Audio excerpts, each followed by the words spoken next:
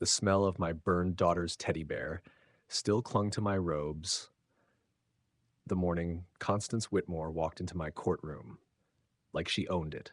That same psychotic smile, the one she wore while poisoning my dead wife's roses with bleach, the one she flashed while stealing $89,000 from our neighbors, the one she probably had when she watched my house and everything I had left of my family burn to ash. But this HOA terrorist made one fatal error. She never bothered learning who she was destroying. I'm not some random single dad she could bully into submission. I'm federal judge Thaddeus Morrison, and she just committed arson against the one man in this district with the legal power to annihilate her existence. 18 months of psychological warfare, one moment of beautiful reckoning. She thought burning my house would silence me. Instead, she handed me the match that would torch her entire criminal empire. But before I tell you about the reckoning, let's rewind. Let me show you how a respected federal prosecutor became the target of a neighborhood sociopath, and how an entire community learned what happens when evil underestimates the wrong man. 2 years ago, life was damn near perfect. I was Thaddeus Morrison, or Thad to friends. 15 years in the Justice Department. I'd prosecuted cartel bosses, senators, and every brand of scum who thought they were untouchable. My daughter Zara and I lived in a quiet Michigan suburb called Willowbrook Heights. It was the kind of neighborhood where summer evenings smelled like barbecue smoke and fresh-cut grass, where kids chased fireflies while parents compared lawnmower models and retirees waved from porches they'd owned since Reagan. Our house wasn't fancy, faded blue siding, white trim. My late wife Sarah had painted herself while pregnant, but it was home. Every floorboard creaked with memory. Every photograph on the wall told a story. The morning coffee always tasted better from Sarah's favorite mug. Zara's laugh echoed through the backyard tire swing I'd hung the day we moved in. 3 years after cancer took Sarah, I was still learning how to breathe again. But I was doing it, slowly, through little things, coaching Zara's little league team, helping old Mrs. Lucy with groceries every Sunday. She'd squeeze my hand and call me her Sunday angel. We were happy. Until the devil moved in next door, Constance Whitmore. 18 months ago, a white Escalade rolled down our peaceful street, music blasting, windows tinted. Out stepped a woman who looked like she'd been sculpted in a Beverly Hills lab. Designer everything, perfume strong enough to kill a mosquito at 30 feet, and eyes, cold, calculating, like a great white shark deciding which swimmer to eat first. Her husband, some oil exec who worked overseas. Translation, endless money and zero supervision. And that meant Constance had all the time in the world to make everyone else miserable. Within 72 hours, she'd printed business cards calling herself the HOA Compliance Coordinator, a title that did not exist. See, Willowbrook Heights technically had an HOA, on paper. Formed back in 1987, never incorporated, hadn't held a meeting since Bush Sr. was president. It was a ghost. We liked it that way, live and let live. But Constance saw opportunity like a vulture spots roadkill, and she moved fast. Soon she was patrolling our streets with a clipboard like some suburban dictator. Click-clack, click-clack. Those heels became the soundtrack of doom. She'd photograph people's mailboxes, measure grass height, even interrogate retirees about aesthetic standards. And her first target? Me. My mailbox. A vintage cast iron piece Sarah had hand-painted during one of her nesting phases. 15 years of Michigan weather had aged it beautifully. A little chipped, a little rusted, but perfect. Constance didn't see beauty. She saw noncompliance. She taped a violation notice to my mailbox, replace it within 48 hours or face $50 daily fines. Now I'm a federal prosecutor. I can smell legal nonsense from 3 counties away. So I did what I do best, research. Turns out our HOA had zero legal authority to enforce anything. Better yet, under U.S. Code Title 42, federal employees are protected from discriminatory housing enforcement, meaning her harassment wasn't just annoying, it was a federal civil rights violation. I drafted a polite, airtight letter explaining exactly why she could take her fake fines and shove them somewhere her fake smile couldn't reach. That letter should have ended it. Instead, it started the war. 3 days later, I woke up to the hiss of sprinklers. Weird. I'd winterized them weeks ago. I stepped outside in my robe, coffee in hand, and froze. Constance was standing in my late wife's rose garden, spray bottle in hand, murdering every rose Sarah had planted. Morning, Thad, she sang like she wasn't committing horticultural genocide, just helping with your little pest problem. The chemical smell hit me. Sharp, industrial, lethal, bleach and herbicide, the kind that could kill a tree. What the hell are you doing? I snapped. She smiled, that shark smile. Well, since you clearly can't maintain your property, I'm solving the bee problem. Mrs. Peterson's granddaughter is allergic. One sting could kill her. There was no granddaughter. Mrs. Peterson was 87, widowed, lived alone. I clenched my fists so tight my nails drew blood. Those roses weren't just plants. They were Sarah's heart still beating in our yard.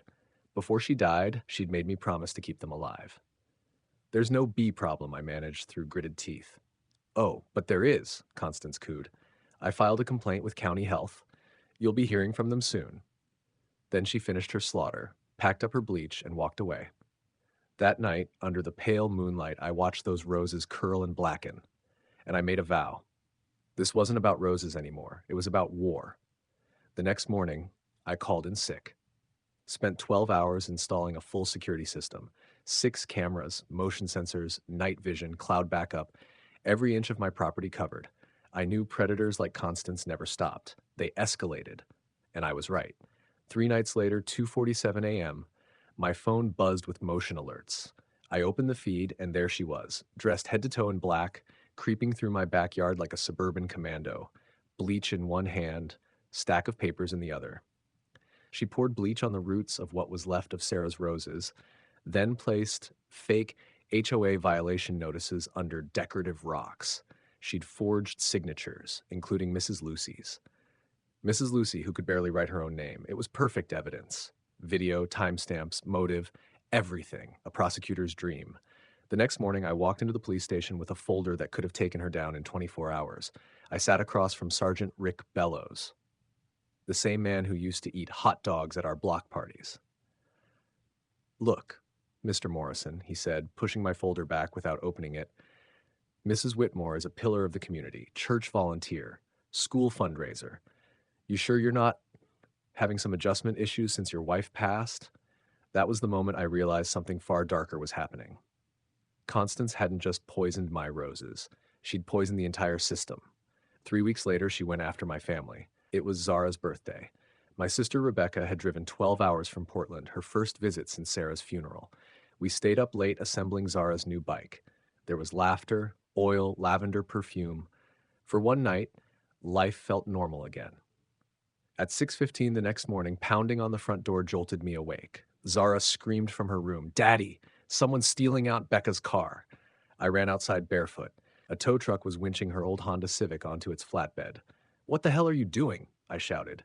"Vehicle violation, buddy," the driver grunted, flashing a grease-stained receipt. $9,350 to get it back. Cash only. Violation? According to who? That's when I heard it. That slow, venomous click of designer heels.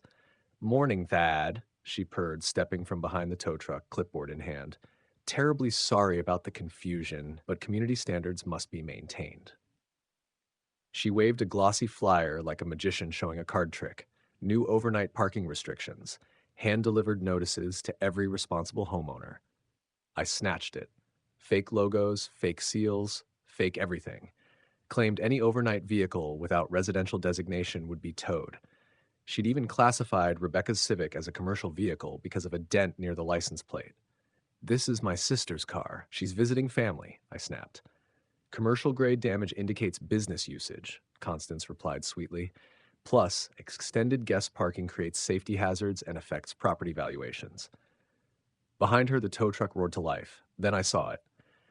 The company name stenciled on the door, Bellows Recovery Services. Bellows, the same last name as Sergeant Rick Bellows, the same cop who refused my evidence. And that's when it hit me. This one neighbor with a clipboard. This was a network. A small-town syndicate, one that hid behind bake sales and church fundraisers, and I was their newest enemy. I could have called in favors. Federal prosecutors have strings they can pull, but that's not how I wanted to win. I didn't want her jailed because I was a judge. I wanted her jailed because she was guilty, so I went quiet. Cold, calculating. Every letter she forged, every fake HOA rule she printed, every neighbor complaint she fabricated, I collected it all. Document by document, video by video. She thought she'd broken me, but she just built the case I needed to destroy her. And then came the fire. It was a Sunday. Zara had gone to stay with my sister for the weekend. I was home alone when the smoke alarm screamed. By the time I got outside, the sky was orange. My house, my memories, everything was burning. When the fire department ruled it electrical, I knew better. The scent of accelerant was unmistakable, and buried in the ashes, among the wreckage of Zara's melted toys, was a half-melted HOA violation notice. That's when I stopped being the victim, because now it wasn't about saving my house, it was about ending hers.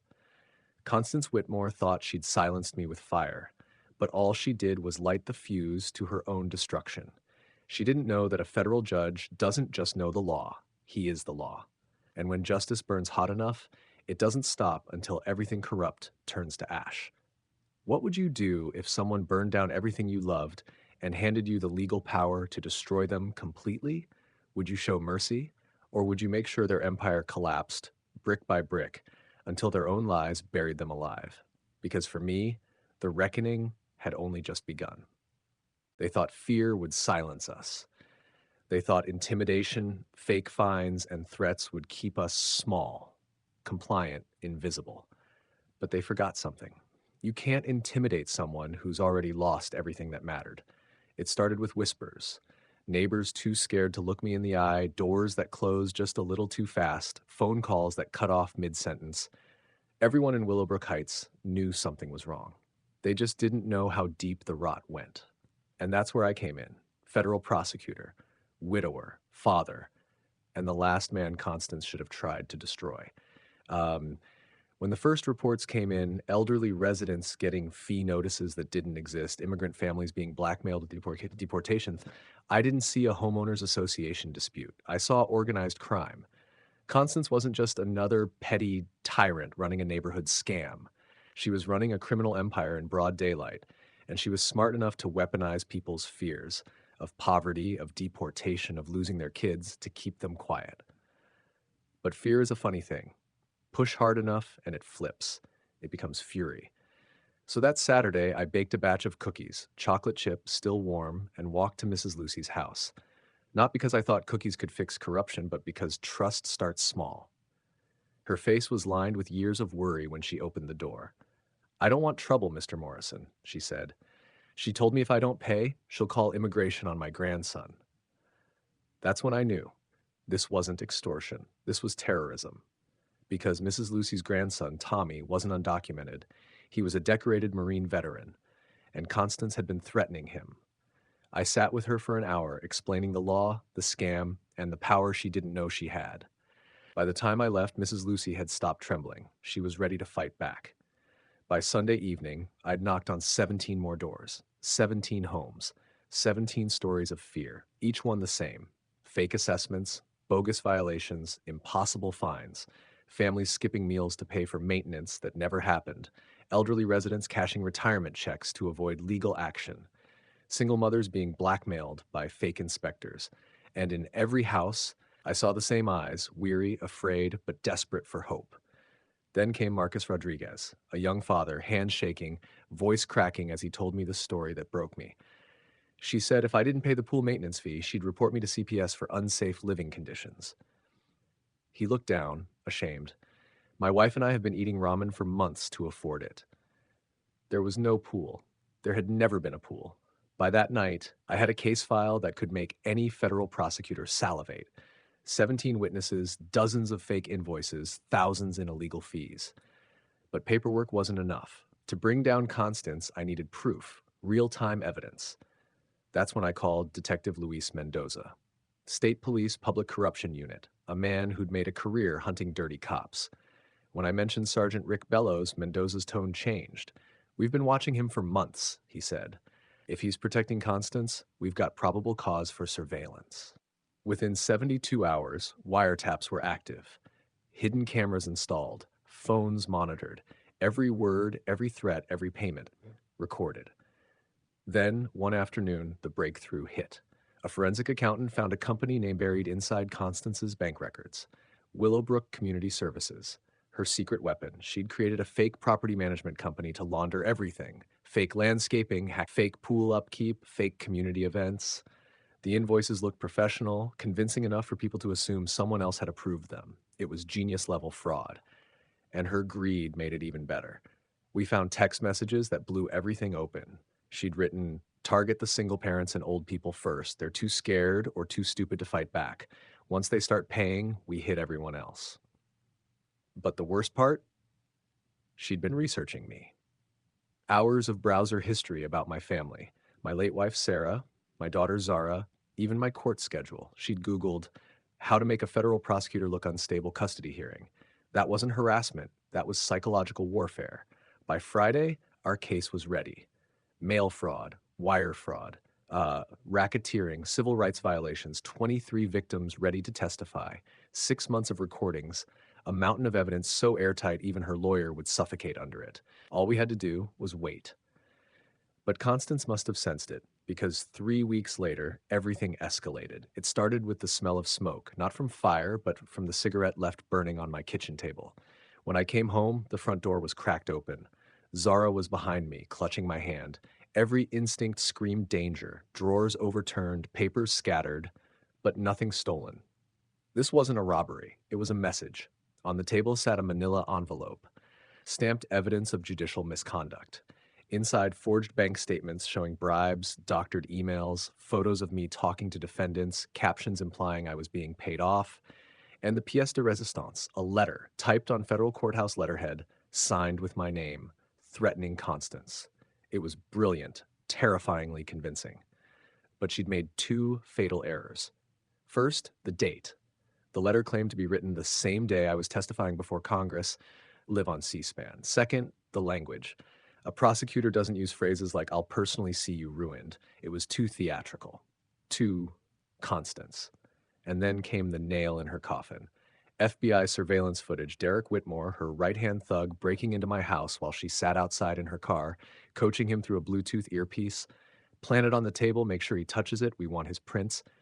Every word captured, every action recorded. While framing me, she was committing another felony. But she wasn't done. The next morning, the local news ran a story that made my blood run cold. Federal judge under investigation for corruption. My name, my face, broadcast across every screen. They had my fake documents. They had quotes from anonymous neighbors describing my erratic behavior, all carefully worded to destroy my reputation without crossing into defamation. By noon, my phone exploded. Supervisors, ethics committees, defense attorneys, they all smelled blood in the water. And the worst call came from Zara's school. "Mr. Morrison, Child Protective Services will be visiting this afternoon." The final stage of Constance's plan: destroy my career, then take my daughter.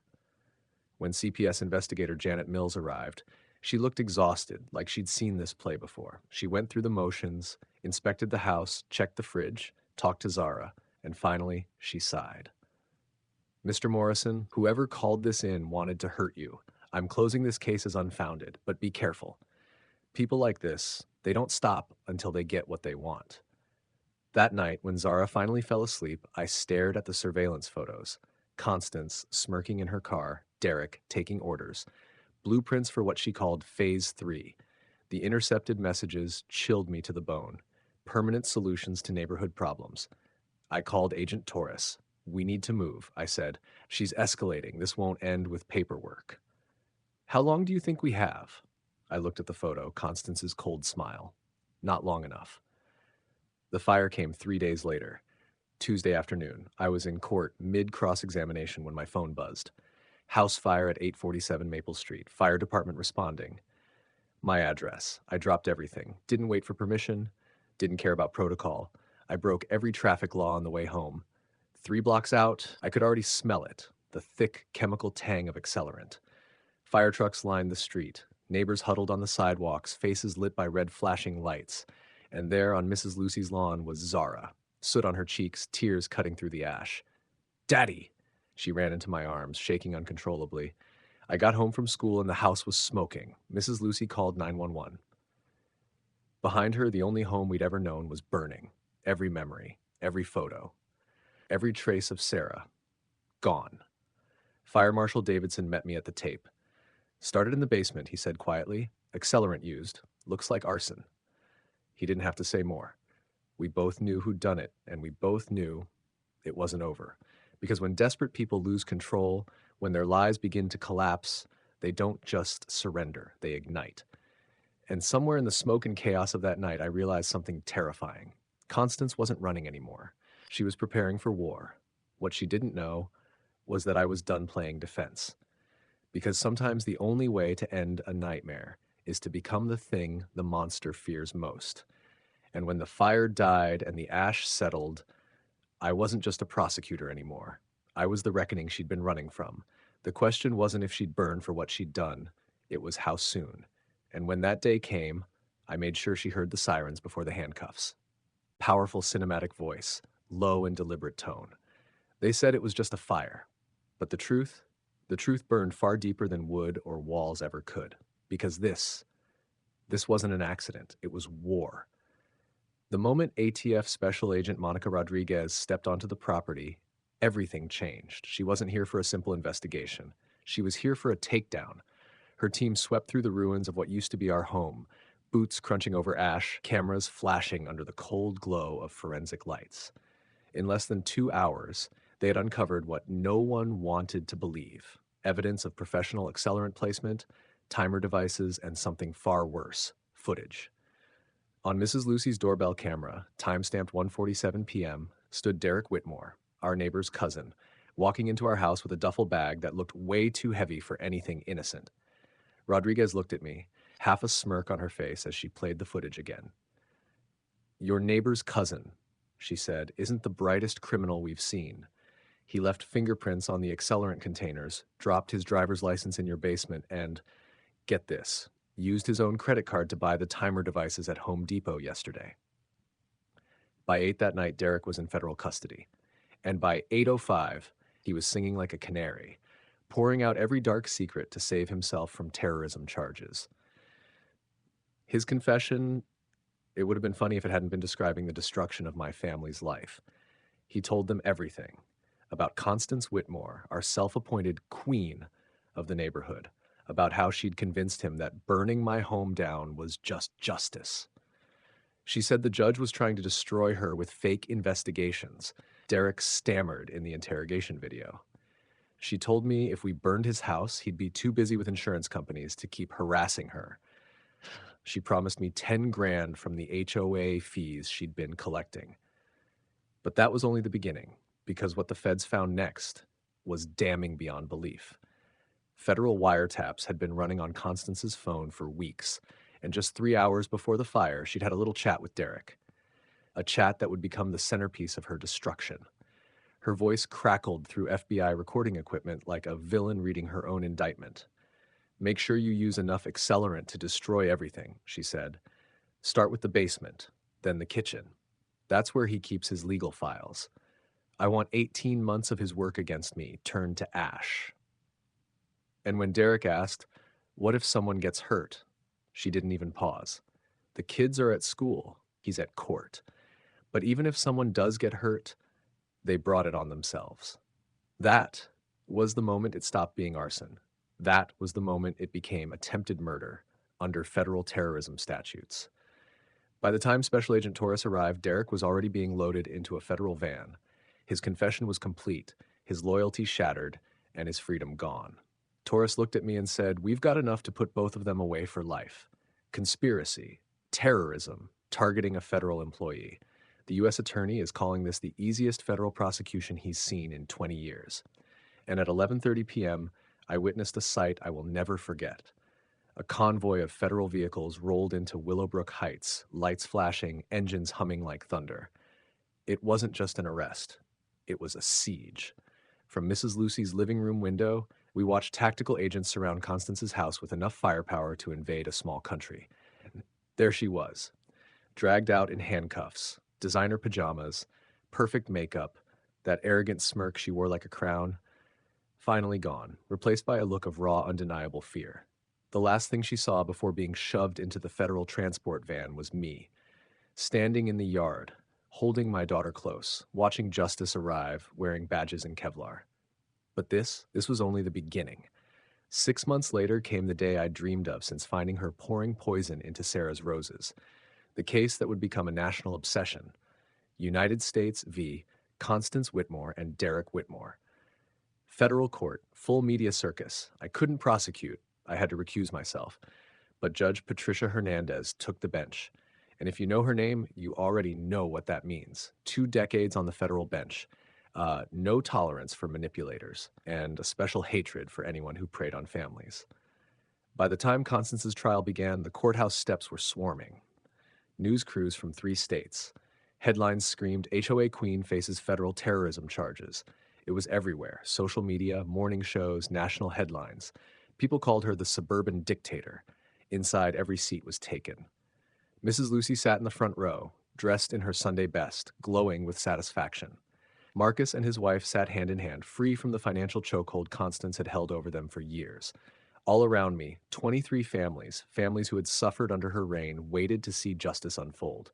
And then they brought her in, orange jumpsuit, shackles, hair unwashed, no makeup, no smugness, no designer power suits, just prisoner number 47891.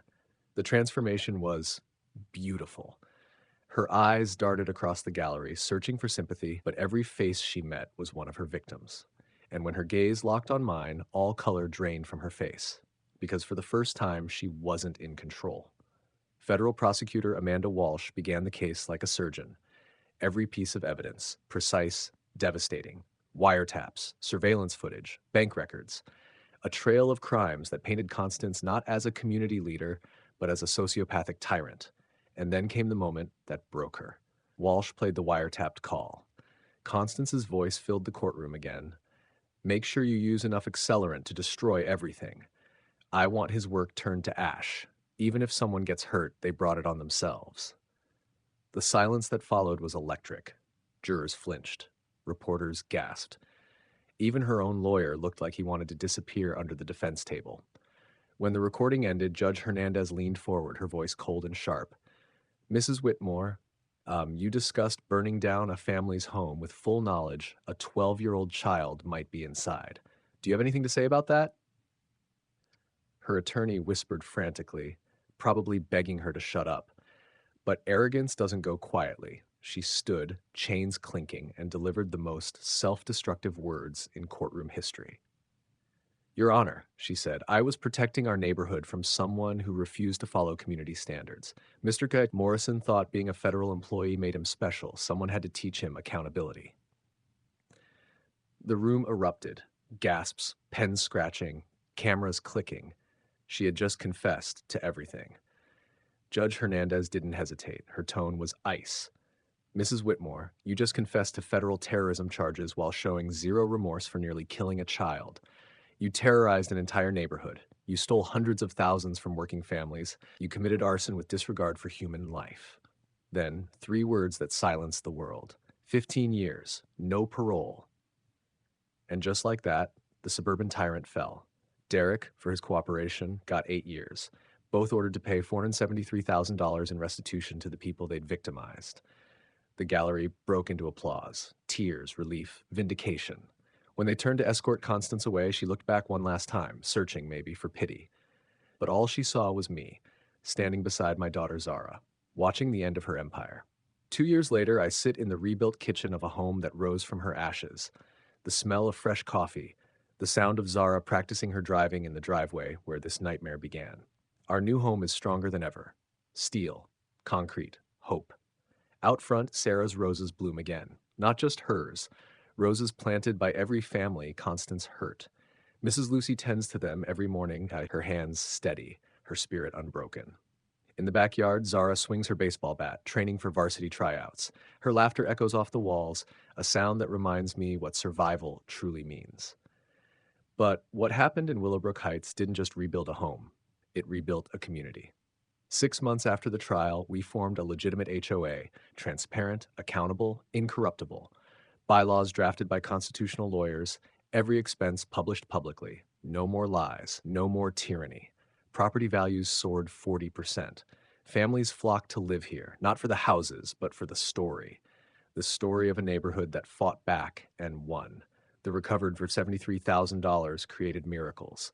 Solar-powered streetlights, a new playground where laughter replaced fear, A community garden where Mrs. Lucy teaches kids that tomatoes grow in soil, not supermarkets. And out of that same fund, born from ashes, came something even bigger, the Willowbrook Heights Justice Fund, a nonprofit helping families across the country escape their own HOA nightmares. 87 families saved so far, and counting. Marcus Rodriguez now runs the legal education program. He teaches homeowners the golden rules that can save a life and a bank account. 1. Always demand to see the HOA's legal incorporation documents. 2. If they can't produce them, ignore every demand. Their power is fake. 3. Never underestimate what happens when good people unite. Our case changed the law. Constance's Law, as they now call it, requires annual audits for all HOAs and background checks for anyone in authority. The FBI now investigates harassment of federal employees in housing cases. And Constance? She's 3 years into her 15-year sentence. Federal Correctional Institution, Danbury. Working laundry for 23 cents an hour, her makeup replaced by prison grit. Her arrogance replaced by silence. Derek washes dishes in Oregon, still paying restitution until 2045. Sergeant Bellows lost his pension and his freedom, 2 years for corruption. And Richard's towing empire? Seized, auctioned, gone. But the real victory came last month, under a golden sunset at our 3rd annual community festival. Zara, now 16, fierce and unbreakable, stood on stage announcing scholarship winners. These awards, she said, her voice carrying through the crowd of hundreds. Honor kids whose parents never surrendered to bullies, because the best revenge against people who try to destroy you is building something beautiful where they left ashes. The crowd roared. Reporters took notes, and I realized she was right. Because this wasn't just justice. It was rebirth. As the sun set over the garden, painting Sarah's roses gold, I felt her presence in the laughter, in the wind, in the peace we fought to reclaim. And I couldn't help but wonder, if one neighborhood can stand up and change everything, how many more could do the same? What if your HOA isn't just annoying, but hiding something darker? What if the next Constance Whitmore is already watching you from across the street? Stay tuned, because the next story might be yours.